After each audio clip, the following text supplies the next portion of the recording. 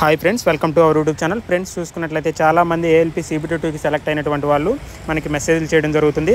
అన్న ALP CBT2 అనేది next month ఉంటుందా లేదా అని. చూసుకున్నట్లయితే దానికి సంబంధించినటువంటి ఫుల్ ఇన్ఫర్మేషన్తో ఈ యొక్క వీడియో చేయడం జరుగుతుంది. చూసుకున్నట్లయితే ఎవరు కూడా స్కిప్ చేయొద్దు, లాస్ట్ వరకు చూడండి. కొత్త వాళ్ళు అయితే చూసుకున్నట్లయితే సబ్స్క్రైబ్ చేసుకోండి. అదేవిధంగా పక్కన ఉన్నటువంటి బెల్ ఐకాన్ నొక్కండి. అదేవిధంగా వీడియోని లైక్ చేయండి.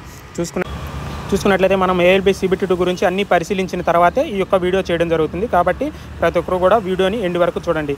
చూసుకున్నట్లయితే మనకి ఏఎల్పీ CBT2 అనేది నెక్స్ట్ మంత్ జరగడానికి అవకాశం లేదు. ఎందుకో చూడండి.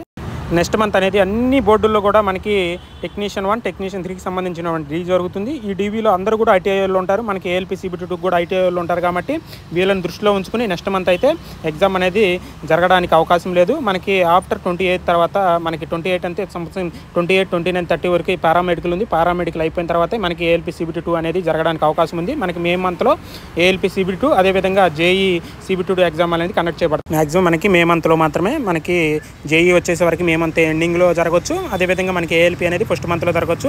ఏఎల్పీ CBT2కి సంబంధించినటువంటి ఫుల్ ఇన్ఫర్మేషన్ అనేది మనకి ఎప్పుడు వస్తుంది, ఎప్పుడు ఎగ్జామ్ డేట్ అనేది మనకి మ్యాక్సిమం మనకి ఏప్రిల్ 15 లోపు అనేది మనకి ఇంటిమేషన్ అనేది ఇవ్వడం జరుగుతుంది. రైల్వే బోర్డు తరపున మ్యాక్సిమం మనకి ఏప్రిల్ 15 లోపు మనకి ఎప్పుడు ఎగ్జామ్ కండక్ట్ చేస్తారో మొత్తం కూడా మనకి ఇవ్వడం జరుగుతుంది నోటీస్ అనేది.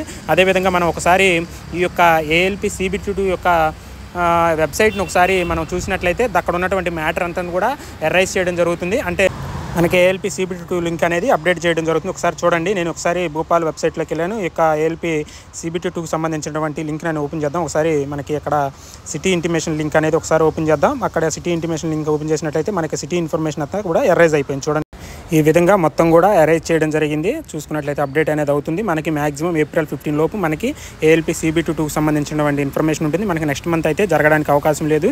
అదేవిధంగా ఏఎల్పీ CBT2కి సెలెక్ట్ అయ్యి అదేవిధంగా టెక్నీషియన్కి గ్రేడ్ 1, గ్రేడ్ 3 కూడా సెలెక్ట్ అయ్యి డీవీకి ఆర్ మెడికల్కి వెళ్ళేటువంటి వాళ్ళు ఎలాంటి ఇబ్బంది పడకూడదని ఈ యొక్క ఎగ్జామ్స్ అనేవి పోస్ట్ పోన్ చేస్తారు. దీనికి సంబంధించినటువంటి నోటీస్ అనేది వస్తుంది. ఎవరు కూడా కంగారు పడకండి.